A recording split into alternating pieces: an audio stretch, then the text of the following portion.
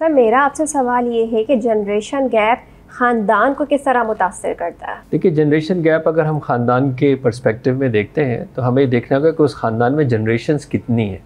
यानी अगर उस ख़ानदान में एक दादा दादी भी हैं, एक माँ बाप हैं और एक उनके बच्चे हैं, तो ये 3 जनरेशन ज़ाहिरी तौर पर नज़र आ रही है। लेकिन आज के दौर के अंदर अगर हम देखते हैं कि जी बच्चों की उम्र कितनी है, यानी वो बच्चे जो कि अभी 5-7 साल के हैं और वो बच्चे जो इस वक्त यूनिवर्सिटी में जा चुके हैं, ये भी 2 जनरेशन्स हो चुकी हैं। क्योंकि उन बच्चों ने जिन्होंने यूनिवर्सिटीज़ के अंदर चले गए हैं या जिनकी एजुकेशन कंप्लीट होने वाली है, तो वो भी 24-25 साल की एज के अंदर आ चुके होंगे। यानी वो 99 से पहले के जो बच्चे हैं वो एक डिफरेंट हैं और 2000 में पैदा होने वाले बच्चे डिफरेंट हैं। तो अब ये 4 जनरेशन्स मुमकिन हद तक एक घर में भी हो सकती हैं।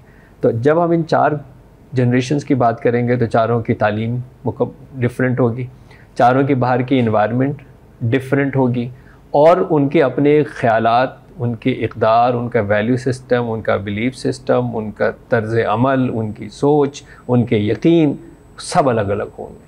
तो अगर ये आपस में सिंक्रोनाइज नहीं है और ये लोग आपस में एक दूसरे के मैप ऑफ द वर्ल्ड में जाके बात नहीं करते तो फिर डेफिनेटली मुतासिर होंगे। यानी 4 मुख्तलिफ, कभी कभार ऐसा भी होगा कि एक घर है जिसके अंदर 4 ज़बानें बोली जा रही हैं और 4 ज़बान बोलने वाले एक दूसरे की बात को कैसे समझाएं।